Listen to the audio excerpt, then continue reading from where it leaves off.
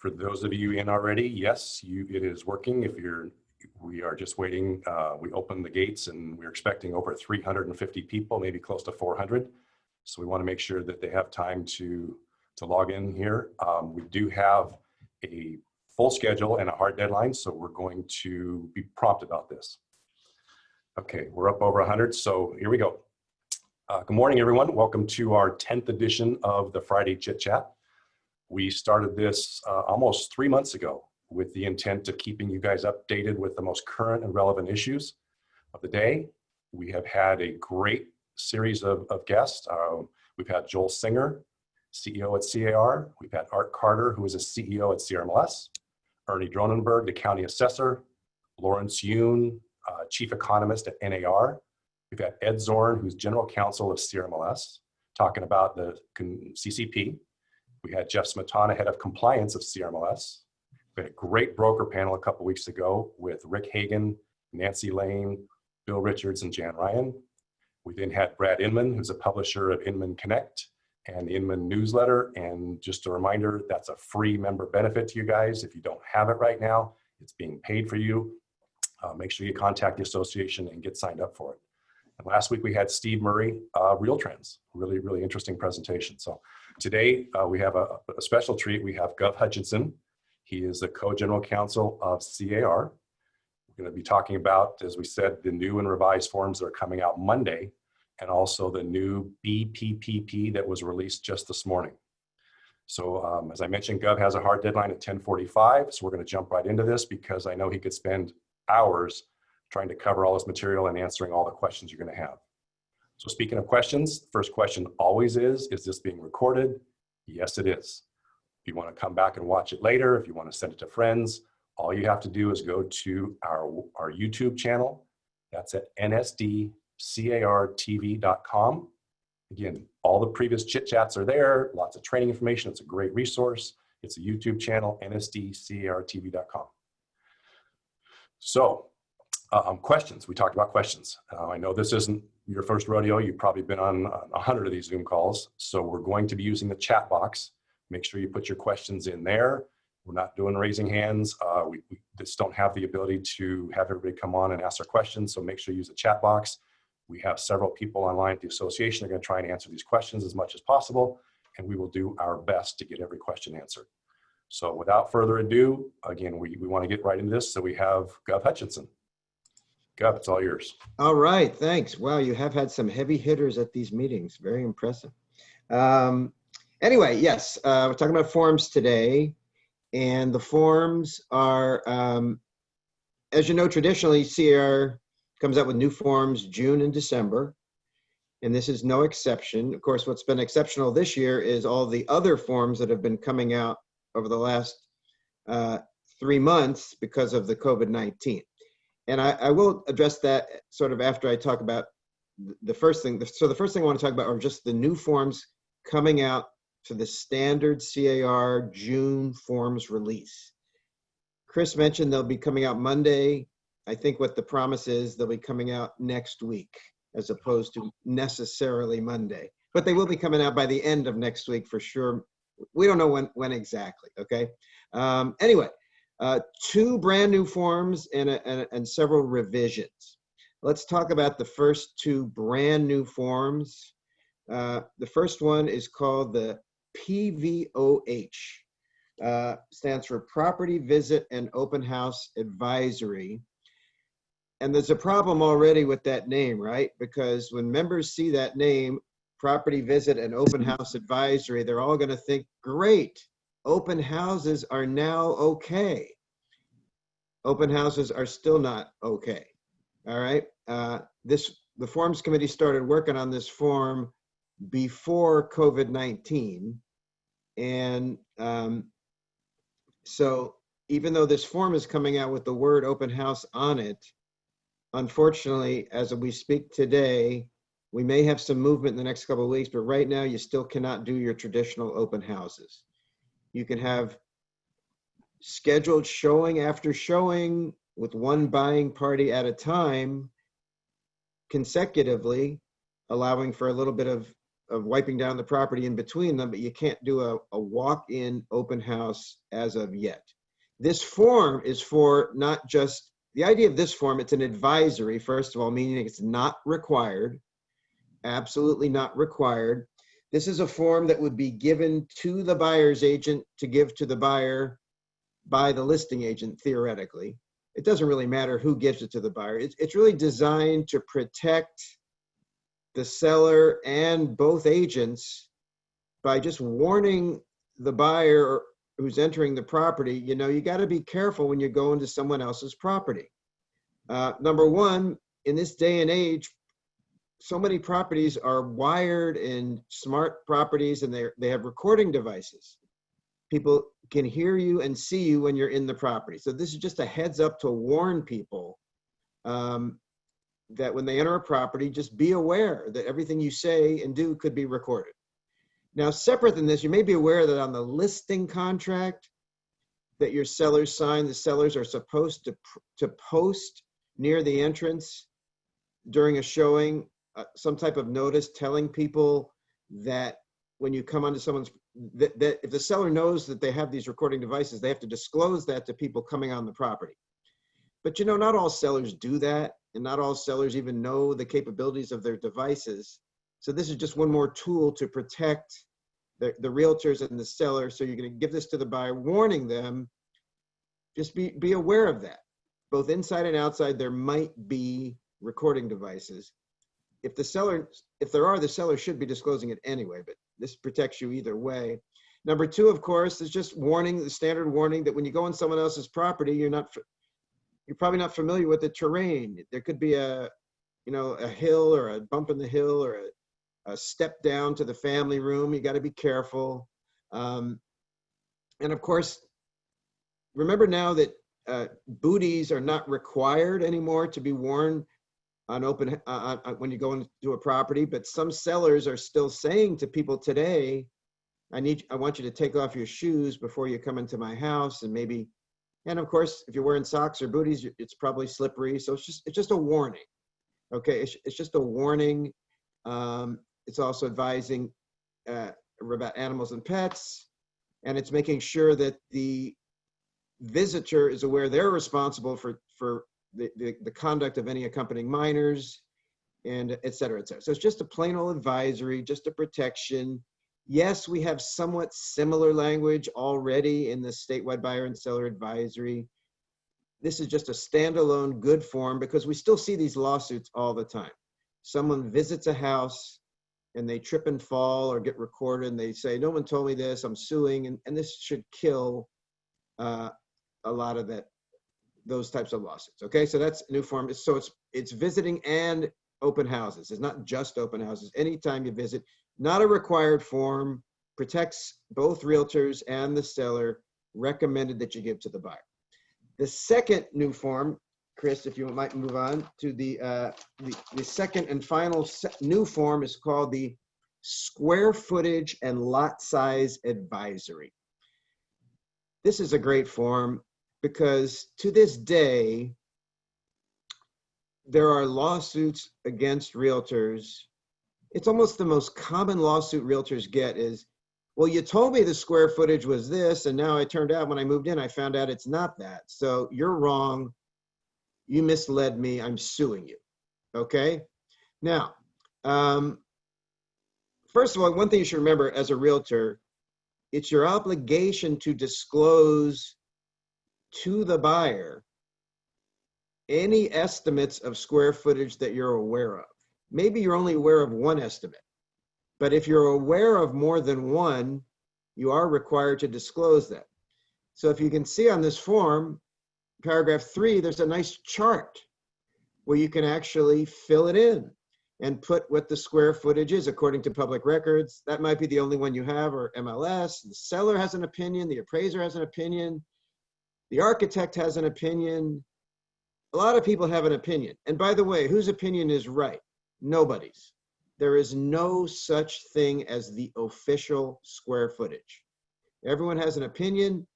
I mean, what the assessor comes up with, that's going to be the one they're going to use. But that's the appraiser going to come up with it. They're going to use it. But you can't say one's right and one's wrong. okay? So this form is basically reiterating that point.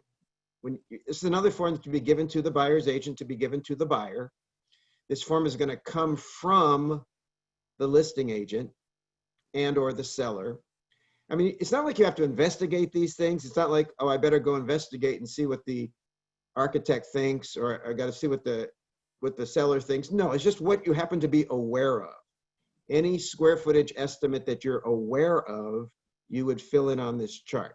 Is this form mandatory? No. But disclosing to a prospective buyer different questions on different questions, different estimates of square footage, it is your fiduciary duty, your disclosure duty, to disclose that to the buyer. Maybe you only know one.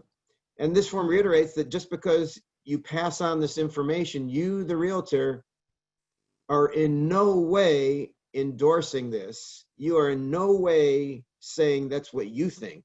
You have not measured this. You are not required to measure this. And you're advising the buyer to investigate on their own if they're interested. And if they don't investigate, they're actually admitting that they're acting against your advice. So yes, we have similar language to this on the buyer inspection advisory and on the statewide seller advisory. This is one more tool to drive that point home to a buyer that whatever anyone tells you about square footage, take it for what it's worth. People have different opinions. There's no official one. You might want to check it out on your own and take it from there. The sort of the new thing about this form is it gives you a convenient way to satisfy your disclosure obligation to inform the buyer about different opinions. You've always had that obligation if you were aware of different opinions. Now you have a nice form to make that happen, okay? So it's not that new concept. It's just, it's very helpful, and I think it's a good form. Once again, not required. Just like all disclosures, you deliver it, you don't have to deliver it directly to the buyer, you deliver it to the buyer's agent, and it's the buyer's agent's job to pass this on directly to the buyer. Okay, so those are the only two brand new forms. Let's talk about other forms that are changing next week. Now, I don't even know, Chris, I forgot to see if if on the list is the transfer disclosure statement. Is it up? It is on. Could you please pull that one up then? Okay. Transfer disclosure statement, fundamental document you all use. There's been a change. And it's interesting, this change. The TDS, see this form here, you've all been using this. Some of you have been around as long as me. This form came out 34 years ago. I remember the day it came out. And it has always had 3 sections. You can see section 1, coordination with other disclosure form, section 2, seller's information. And then on the next page, the last page is section 3. On the third page is section 3, the agent's inspection. So and to both agents, 3 and 4. All right, let's go back to the top. For the last 34 years, most agents completely ignored section 1.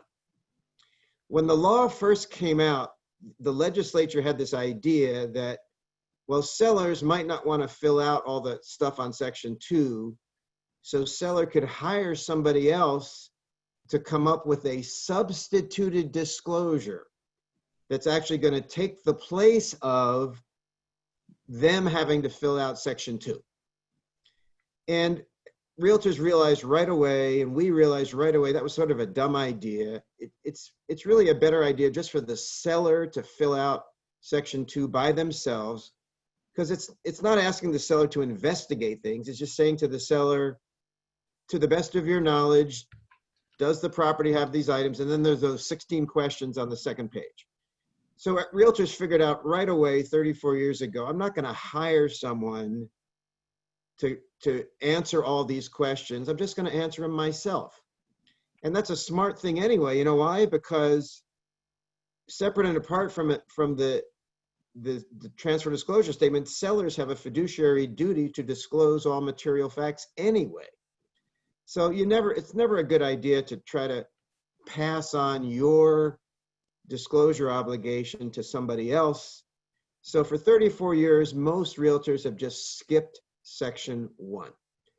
Some people thought, and some people still think, Well, if I have additional inspection reports or disclosures, maybe I have, the inspection report from the previous escrow that fell out. Aren't I supposed to give that to the new buyer? Yes, you are. Well, isn't this where I'm supposed to check the box in section 1 to do that? You can if you want to, but remember the concept of paragraph 1 is these are substituted disclosures. Yes, indeed. If you're an agent and you have buyer number 1 and the deal falls out, but in the course of that deal, they gave you their home inspection, yes, you are supposed to give that to the new buyer. And if you want to check that box there, the second box and substitute disclosure and attach it, that's fine. Or you can do it some other way. To me, I would just give it to them separately because by checking the box here, it implies that it's a substituted disclosure, that you're substituting it for something that the seller would be otherwise required to do. Okay? So that's why for 34 years, most realtors have just skipped right by section 1. Here's what's changed. 2 things happen. The law now says if you skip section 1, the TDS is not complete. And remember, if you give someone a TDS that is not complete, their 5-day right of rescission doesn't begin until it is complete. So now you can't skip section 1, you have to check one of the boxes. But thankfully, there's a new box. Look at the 3rd box there. No substituted disclosures for this transfer. This is the box I recommend you check because I think typically you're not going to be attaching a substituted disclosure because you're not going to want to substitute something for what the seller should have to do. Like I said, if some of you, your standard practice has always been to attach additional disclosures and check one of the first 2 boxes, that's fine. Continue to do that. As long as you make sure the seller answers all the questions, it's all good. Those of you that have never checked anything in section 1, I recommend you just check the 3rd new box, no substituted disclosures, because then you've satisfied the obligation. You have checked at least one of the boxes. And now you have a complete TDS. And as soon as this is delivered to the buyer's agent, then you're done. Tiffany, very good question, common question. If we use an NHD report, shouldn't we always be checking the 2nd box? And I understand the thinking on that is, well, does the NHD report answer some of the, is there information on the NHD report that's related to some of the questions that the seller answers? And the answer is yes. So theoretically, you could not answer a couple of the questions on the, you see in C there 1 through 16, a couple of those questions might be actually answered by the NHD report. But do you really want to go to that trouble? I say just answer all the questions in C 1 through 16. If you answer all those questions, then you don't need a substituted disclosure. Like I said, if you want to check the 2nd box on the thinking that an NHD report is attached, that's fine. You're good. You've checked a box. I'm just saying you're not really substituting the NHD for what the seller is doing, because the best practice, I strongly believe, is always have the seller answer all the questions. I would never, ever advise a seller to not answer a question on the TDS. And the whole idea of a substitute disclosure, that's when you're going to not answer a question. I'm going to substitute this so I don't have to answer the question. Hey, if you want to attach things or you want to just take the position that the NHD is attached, feel free. You've checked a box. You're good. Everybody's happy. Just make sure the seller answers all the questions. Okay? All right. Let's move on. Other forms. There's been a change to several of the forms related to rental properties. I don't know if any of you guys are landlords or property managers. Just in case you want to know, let's first look at a form called the CTT, which stands for Notice of Change in Terms of Tenancy. Remember, we have this rent control law in California now. Everybody forgot about it because we have COVID-19. but there's a rent control law now, right? And all this form does is, so this is where you like raise someone's rent, right? And all this does is it separates into two boxes, because remember the rules are different. If your rental property is covered by the new California rent control law, the TPA, the Tenant Protection Act, you're limited on how much rent you can increase. It's 5% plus inflation. Whereas if the property is not subject to the rent control law, you can increase the rent as much as you want. Of course, if it's 10%, if it's less than 10%, you have to give a different length of time notice. More than 10%. This is just sort of reminding the landlord, before you change the terms of a tenancy, figure out if your property is under rent control or not. Diane Rogers, good question. Call the legal hotline. I can give you a quick summary. If it's a single family home, you're exempt. If the building is less than 15 years old, you're exempt. If it's a duplex and you live in one half, you're exempt.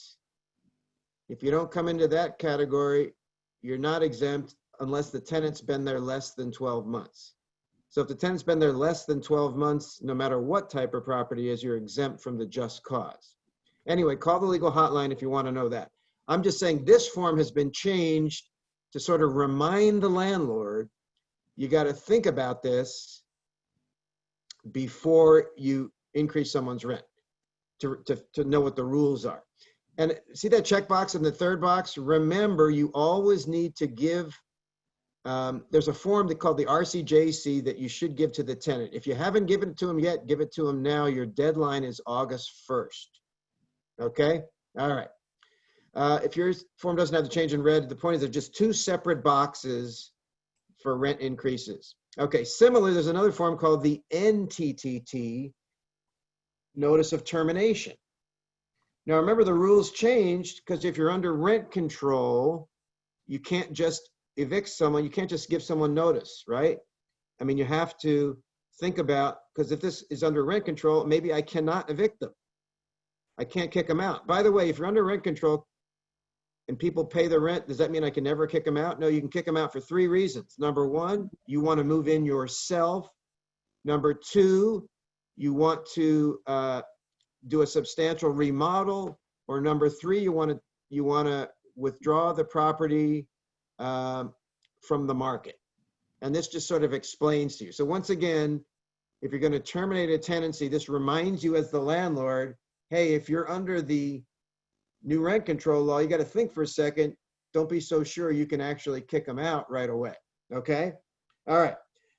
Another form is called the PCQ. Let's say you're going to give someone a notice to, they're violating a term of the lease. It's not that they're not paying the rent, but they're violating some other term.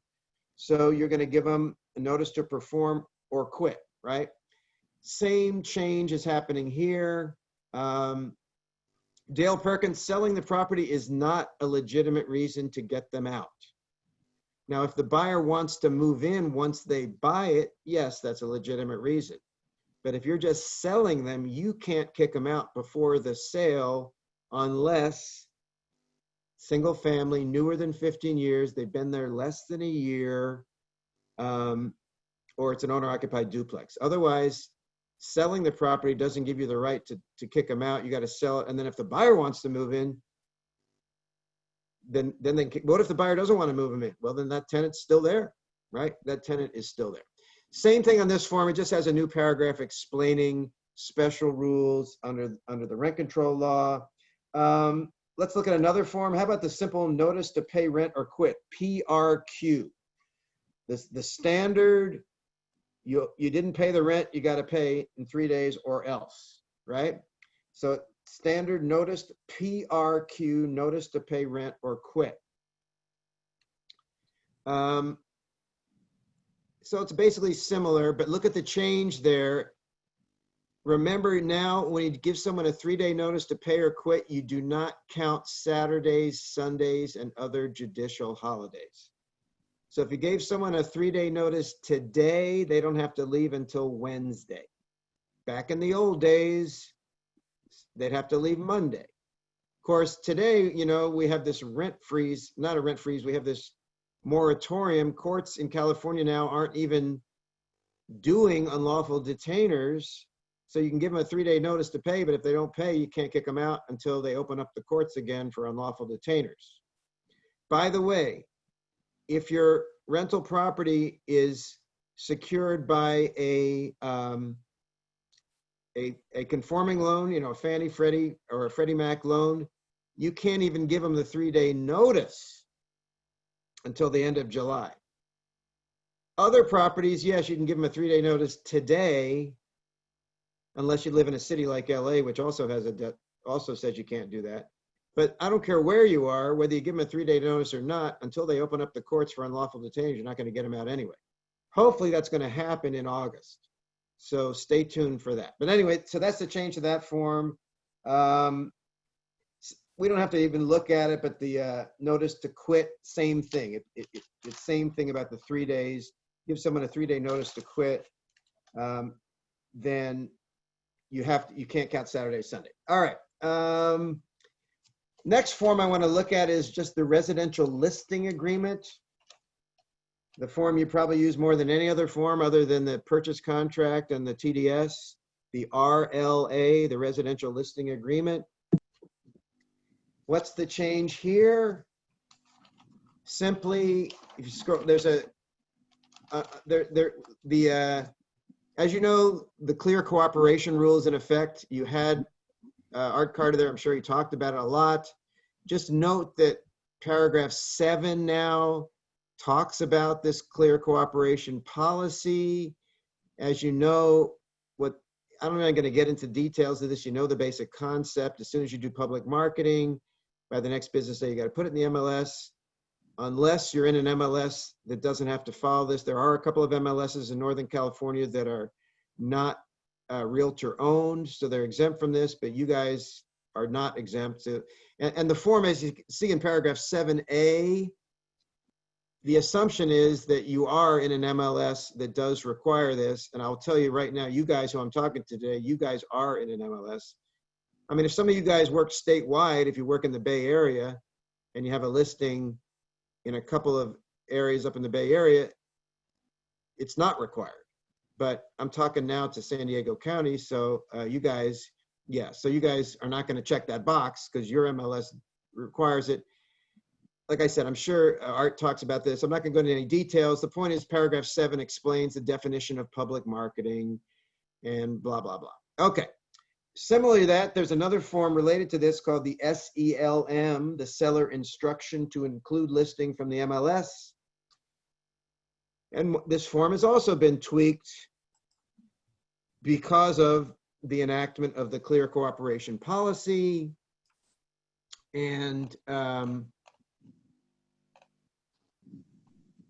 it just explains it a little bit, you know. So, and once again, the assumption is that,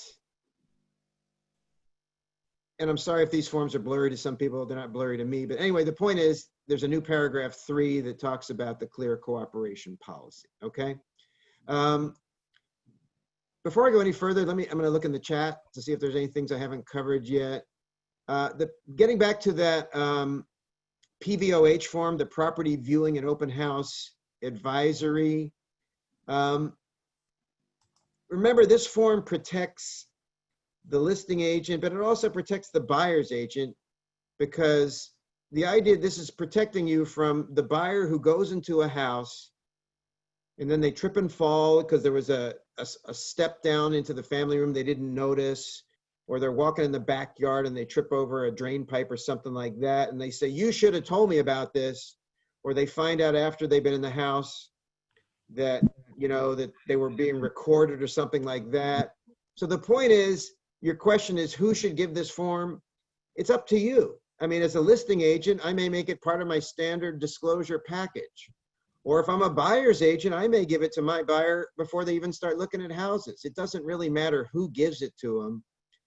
It's designed to protect listing agent, seller, and even the buyer's agent, but more the listing agent and the seller, right? Because they're the one who really have the responsibility to disclose things about the property.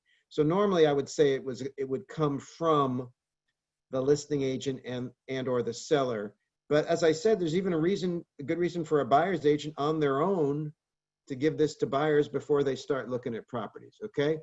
Hey, Gov, can I jump in Yes, real quick? of course. If you guys, anybody attending, if you want to scroll way up to the top, I put a link in to the standard forms summary.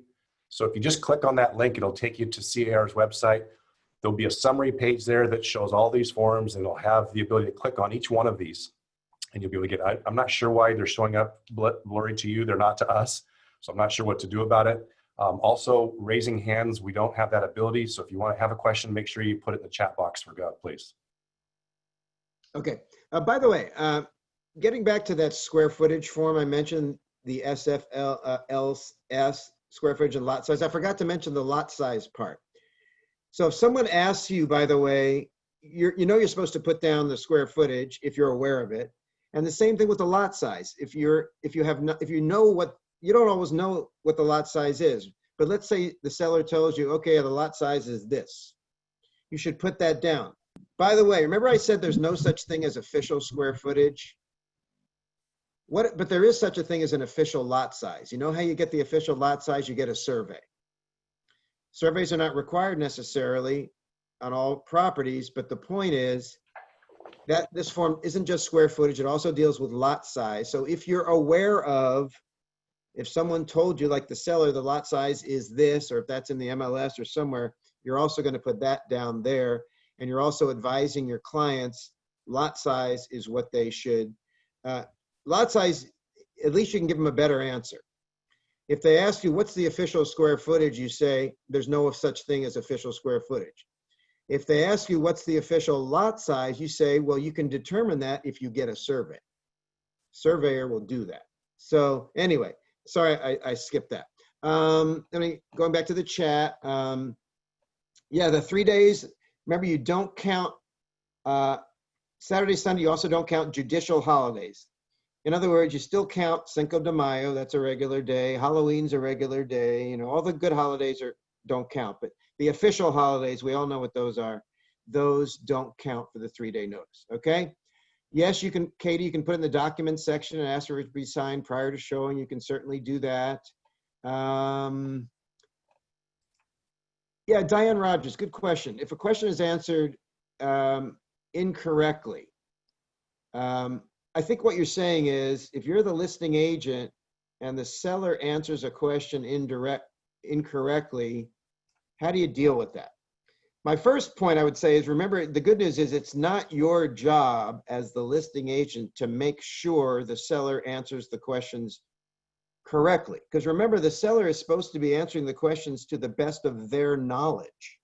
And you don't know what the seller knows or remembers. So I always say, let the seller fill it out for themselves. But I guess what you're saying is you've just noticed the seller made a completely obvious mistake.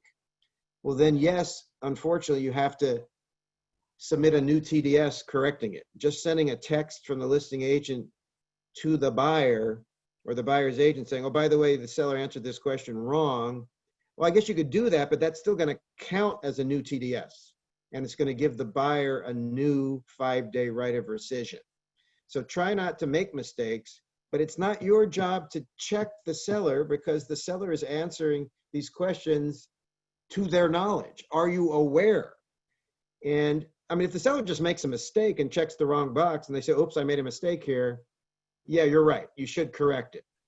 But however, either whether you send an email, whether you send a text, or whether you actually physically send a new TDS, that's going to constitute an update to the TDS, and it's going to give the buyer a new 5-day right of rescission. So do it so you get rid of those 5 days as fast as you can. Like I said, I told you about rent control. Wanting to sell is not a reason to evict. Okay. On the listing agreement, what do you have? A lien for the solar system that is to transfer to the buyer to assume the lien. Where do you mark that? That's going to be on the purchase contract. That's where the buyer actually makes the decision, makes the determination that they are going to assume the lien. Okay. All right. yeah, there's no fancy place to do that where you request that. It's just part of the purchase contract.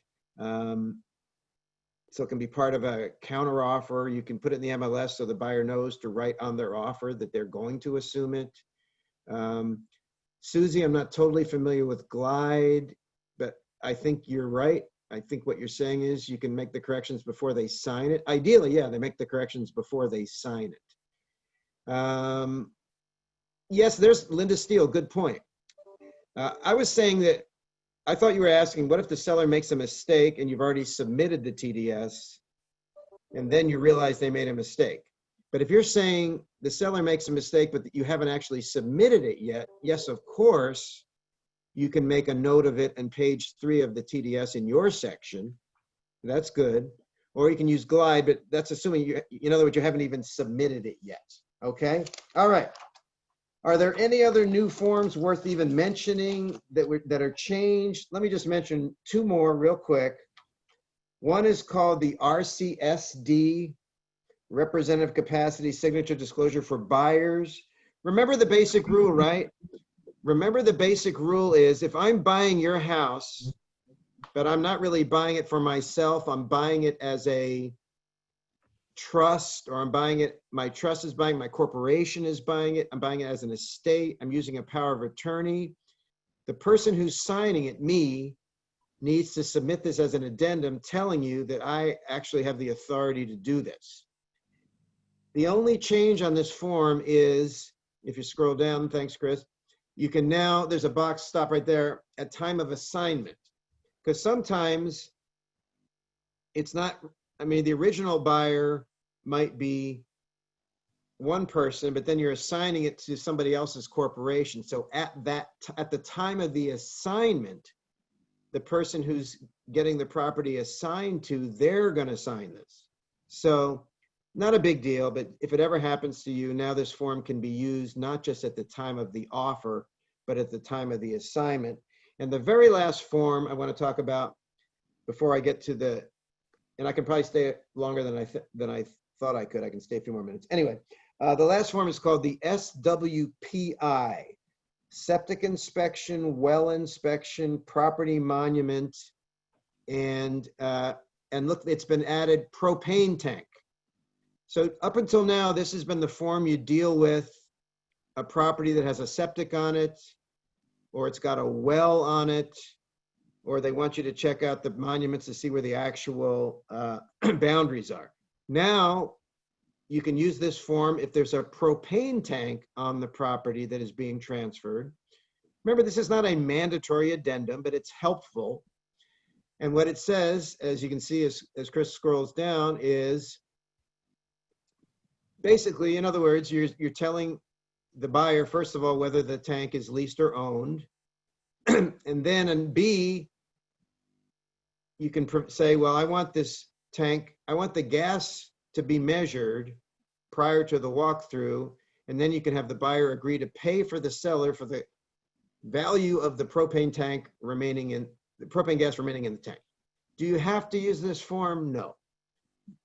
But the thinking is, if you're going to be selling a house with a propane tank, you better disclose if it's not owned, right? If it's leased or owned. And there may be an issue later. The buyer may say, well, wait a sec. The seller may say, wait a second, well, you should pay me for the gas that I'm giving you.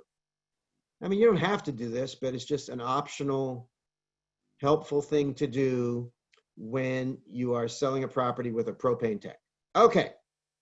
That is all you need to know about the new forms coming out next week. The last thing I want to talk to you about is this last change, which is the BPPP. Now look at the top. Chris, stay right there for a second. Look at the name of this form. The original name of this form up until about a month ago was the Best Practices, Guidelines, and Prevention Plan. But a lot of realtors said, well, I don't really have to follow this because best practices means that's what we should do, but it's not actually what we have to do. Well, that's not actually true. So everything on this form is actually required by law. So we sort of changed the name of the form to Mandatory Government Showing Requirements including best practices. There are a couple of things in here that you'll see are sort of suggestions that aren't actually required. But the point number one is this is required. So what has changed today on this version of the form compared to the one I had before? Well, stop right there for a sec, Chris. So first, there's this box at the beginning. Remember the significance of this form. I'm talking to you brokers now. Every broker in California, Terry Davis, yes, this does require a showing rental properties. Every broker in California is required to have a COVID prevention plan for showings. So this is required. So guess what? We made this easy for you. You don't have to come up with your own plan. If you use this form, you have simply adopted this one. So if you want to, as a brokerage, to come up with your own plan, knock yourself out. Feel free, you're allowed to do that. If you don't want to go to that trouble, then you adopt the BPPP, this form, as your prevention plan.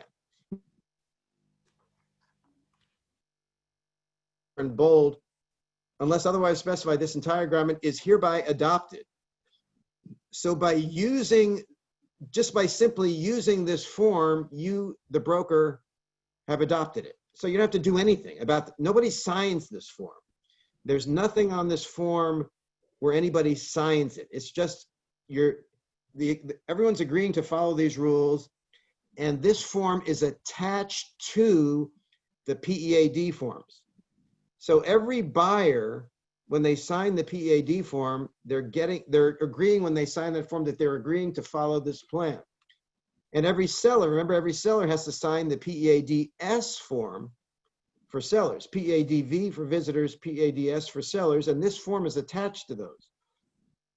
So by just simply having your client sign the PEAD forms, which are required, if you're visiting the property as a buyer's agent, you're going to sign the PEADV. If you already live there as a seller or a tenant occupant, you sign the PEADS. By signing the PEAD form, which is required, you've agreed to this document. And the brokerage is saying, by just using this form, we've adopted it. So you're good. Anyway, so now you're wondering what has changed in this form compared to the one up until today. It's really simply been streamlined. There are not many substantive changes. If you stay right there for a second, so in other words, if you look at the one you had before today, some things were sort of repeated. They said the same things more than one time, So now, just to streamline it, everything that was sort of repeated is taken out. So it's very, very streamlined. Look what it says. Try to do virtual. Unfortunately, still no open houses. One agent and a buying party at a time. Look at number 4. Occupants aren't present when possible. It doesn't mean they have to kick them out. Number 5, this is a should. This is a suggestion. The idea is it's recommended you don't drive with your client to the property just to avoid the mixing. Okay. Number 6. You got to post the PRE. That's a requirement. Number 7, just remind them of the rules. Number 8, here's a slight change. On the old version, up until today, it said it was the licensee's obligation to open the doors and open the windows. Now it can be done by the sellers. So in other words, because this is recognized, because sometimes the agent's not even there, right? Somebody before the showing has to open the doors inside and open a window for ventilation. I don't care who it is. It could be the seller, it could be the tenant, and it even could be the buyer's agent. We'll get to in a second. But the law specifically says that the seller or the licensee has to open the door. So you see, it doesn't say which licensee, so it could be the buyer's agent. Somebody is responsible. So it used to imply that it was the listing agent's responsibility. That's not true. It could be anybody. So that's a good thing. It no longer says listing agent. So that's a good thing. But somebody's got to take responsibility for doing that. Okay? All right. Someone's got to open the doors and open a window weather permitting. Okay, now let's keep going down. By the way, someone just asked real quick, when's the new RPA coming out? Not this year, not till December 2021, so don't worry about that. Now here's the big change. Look at number 1 there. Who's responsible for the cleaning and disinfecting and providing the sanitizing products? It's the agent who shows the property, not the listing agent. It's the agent that shows the property unless otherwise agreed. I mean, you could make it the seller responsibility. You could make it the buyer responsibility, but somebody's got to do it. So what is it that we got to do? And obviously we don't like this. There are 2 things you don't like and we don't like. We don't like the fact that you can't do drop-in open houses, and we don't like the fact that you have to do cleaning and disinfecting protocols. But anyway, that's the way it is. So number 1 says all of these responsibilities are the agent showing unless you agree otherwise. Look at number 2. The property has to be provided with hand sanitizer, face coverings, and sanitizing wipes. In my opinion, the buyer brings this stuff with them, right?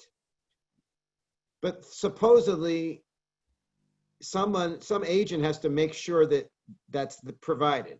And remember, look at number 1. Logically, that is the agent showing, because you and I know in real estate, typically the listing agent is not there at the showing.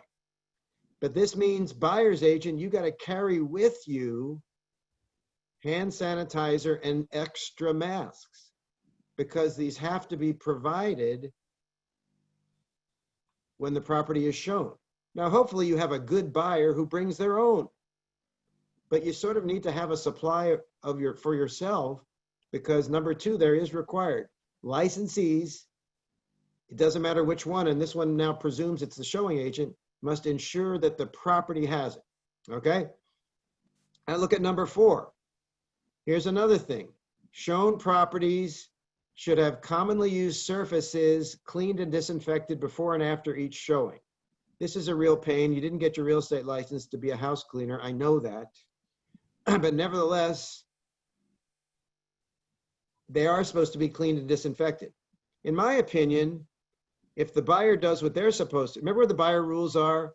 Wear gloves and a mask and don't touch anything. If the buyer follows the rules, wears a mask, doesn't touch anything, and disinfects their hands before they enter, there's no commonly used surfaces were used because nobody touched anything. But of course, how do you know that the buyer didn't touch anything? Unless you follow the buyer around during the showing. And that's on you, buyer's agent.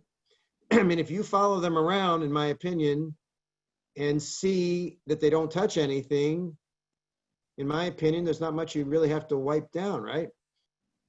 Nevertheless, I don't know how you guys do business. Do you follow them around to be safe?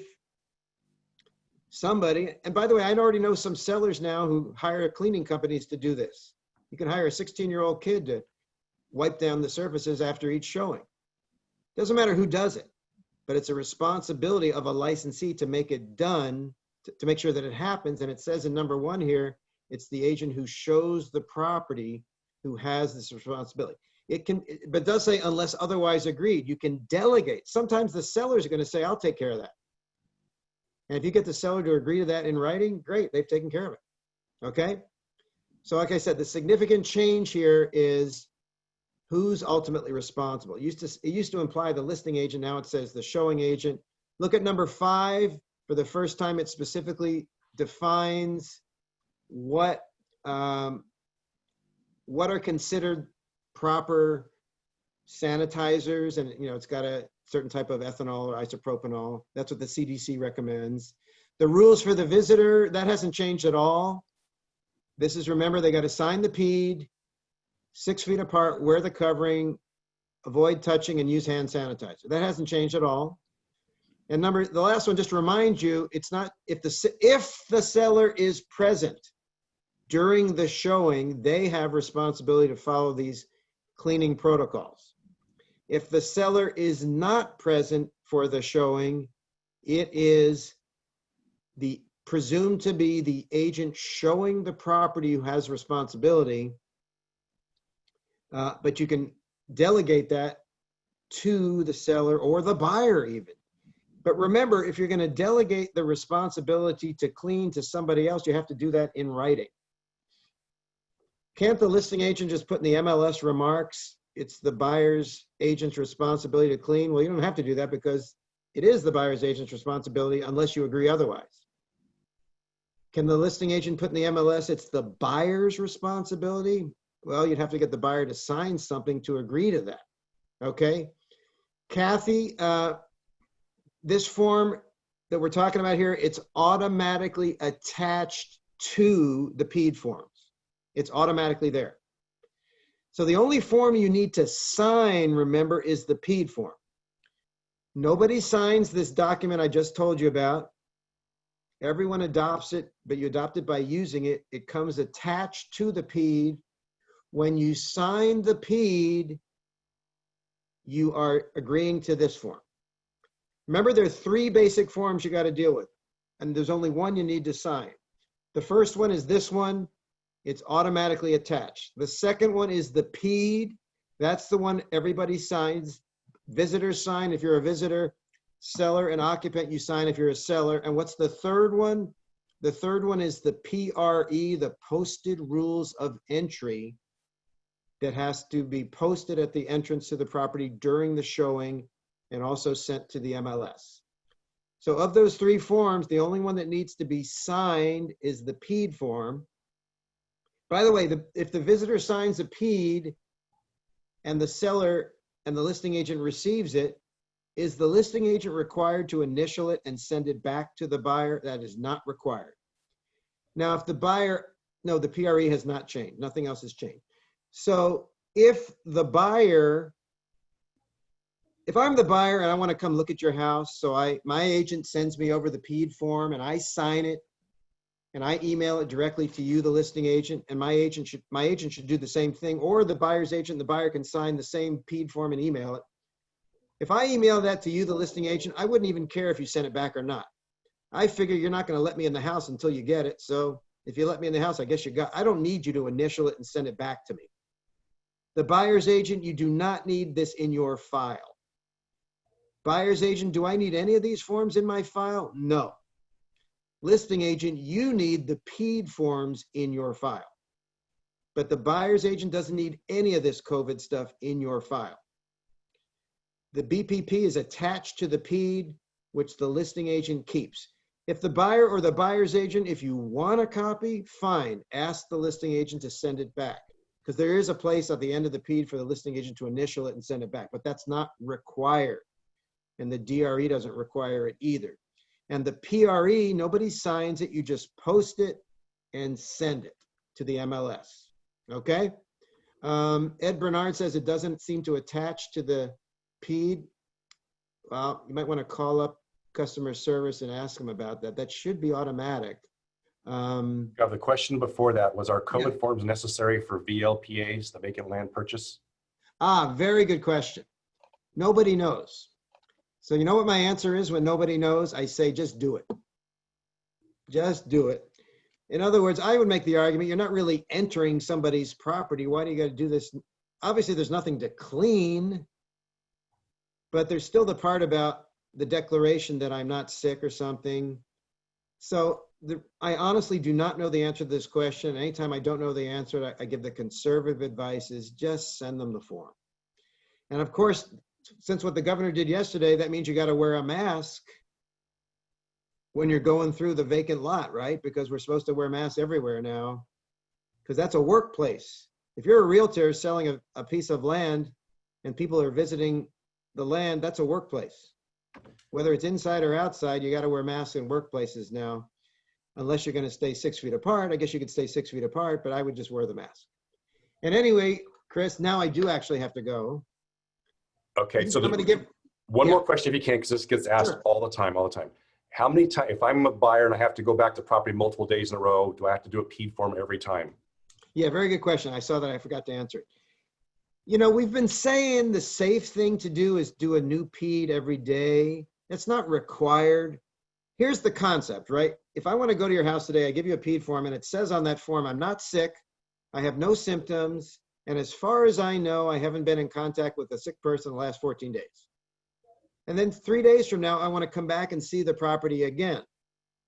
Well, maybe something has changed in those 3 days. Maybe I did have contact with a sick person or something like that. So if I give you a new PED form that tells you, my updated health situation. But you know what else you could do instead of that?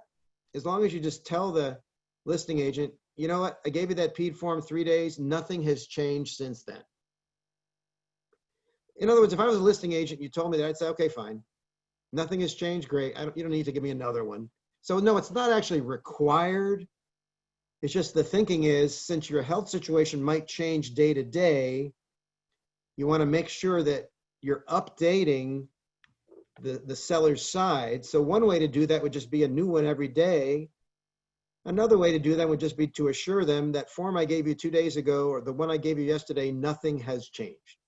That would be sufficient. And with that, I'm going to give you my email address. If anyone has any questions. And Gov does have to jump off. I'm actually on that call with you, Gov. Chris and I are both going somewhere else. There's a couple that I can answer in here, so I'll stay on after you and answer a couple of these questions. And okay, there's my email, guys. Email me anytime. And Chris, I'll see you in a few minutes. Okay, thanks, Gov. Bye-bye. Guys, that was terrific. Okay, so there was a question in there about the PRE form. In the past, CRMLS has had a requirement that only pictures of the property are allowed to be posted in the MLS.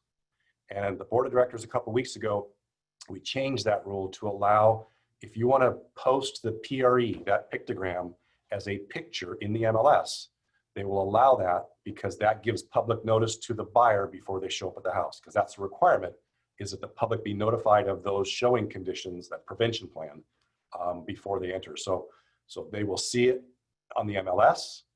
They will get their PED form, which has the BPP attached to it. They show up at the house. There's a PRE attached there. That's 3 different notifications. That's one of the reasons they removed the requirement to have the listing agent or seller or broker acknowledge it. So if you go ahead and just post that picture online, you're covered. Hope that answered that question. Okay.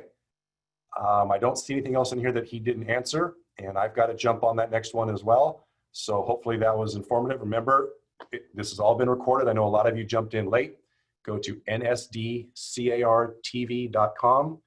This will be available sometime next week, as well as the 9 previous chit chats we've had before that. Okay, thank you guys. Have a great weekend. Stay safe.